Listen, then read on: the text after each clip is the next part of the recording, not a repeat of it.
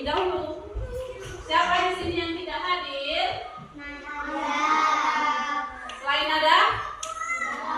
Tidak ada. Berarti semuanya dalam keadaan sehat walafiat. Oke?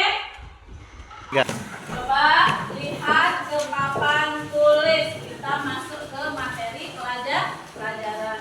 Pelajarannya adalah ketika bumi berhenti berputar. Coba sekarang dengarkan ya. Sebelum ibu memulai belajar, ibu akan sampaikan terlebih dahulu pelajaran hari ini. Yang pertama, meyakini adanya hari akhir dengan benar, menumbuhkan sikap gotong royong dan mawas diri sebagai bentuk keimanan pada hari akhir. Yang ketiga, menjelaskan makna iman kepada hari akhir dengan benar. Yang keempat, mengetahui jenis-jenis dan tanda-tanda hari akhir. Sebelum ibu masuk materi, ibu akan terlebih dahulu mempertanyakan. Sebelum masuk ke materi pelajaran, ibu akan bertanya terlebih dahulu. Yang pertama, apakah kalian pernah melihat bencana alam seperti banjir, tsunami, tanah longsor, dan gunung meletus? Pernah. Di mana? Ya, benar ya. Melihat bencana alam seperti itu di televisi, utama di televisi, di HP ya, sering terjadi ya.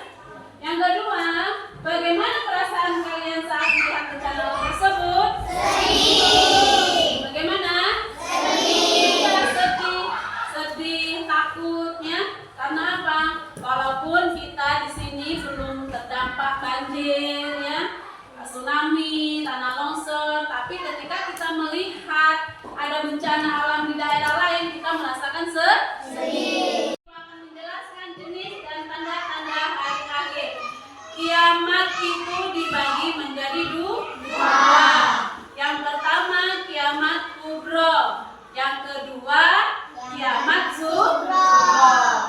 Kiamat sugro adalah kiamat kecil, yaitu berakhirnya kehidupan seseorang atau sebagai makhluk hidup, seperti kematian seseorang bencana alam. Di sini kalau kita meninggal itu dinamakan kiamat sugro atau bencana alam, seperti yang ditanyakan tadi. Bencana alamnya tanah longsor, banjir, gunung meletus ya, dan tsunami.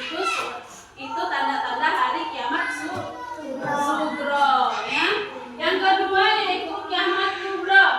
Kiamat kubro adalah kiamat besar, yaitu hancurnya seluruh alam semesta beserta isinya. Tidak ada makhluk yang tersisa, semua akan binasa.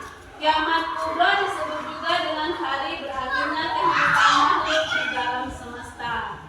Nah, kalau kiamat kubro itu sudah habis, hancur semua bumi ini menjadi rata, ya. Tidak ada yang bisa selamat dari kiamat kubro.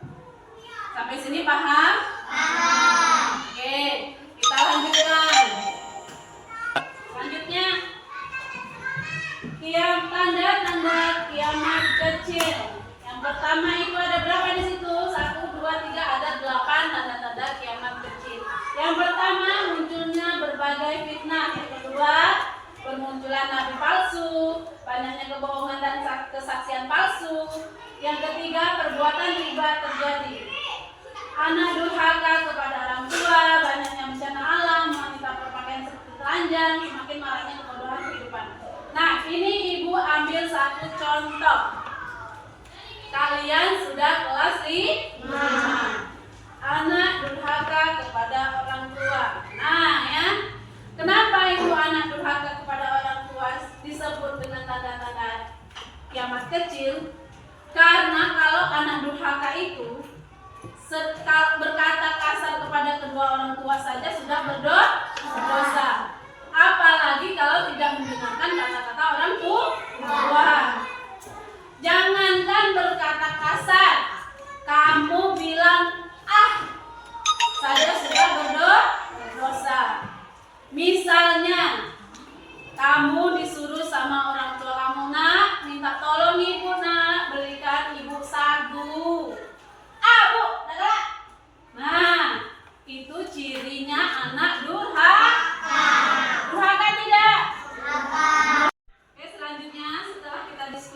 ibu akan mengajak kalian bermain kartu. Ini ada 4 pertanyaan. Nanti kelompok 1, kelompok 2, kelompok 3 ya. Itu mencari ibu akan bagikan apa ini gulungan pertanyaan. Nanti silakan cari jawabannya di sini. Ini kelompok 1, ayo silakan. Pilih kelompok 1, Edwin.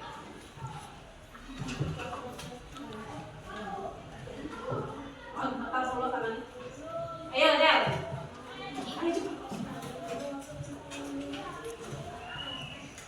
Ayo situ, Adila, ketua kelompok. Terakhir, Faris. Gak ada pilihan lain. Nah, sekarang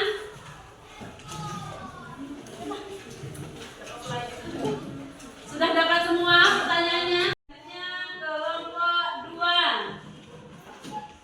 Tanda-tanda kiamat kubro. Ya.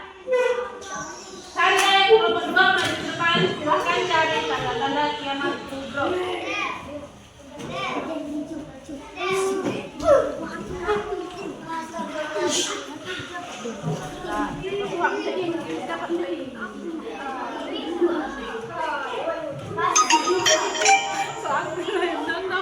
Banyak kemaksiatan. Bergosip menjadi ucapan sehari-hari.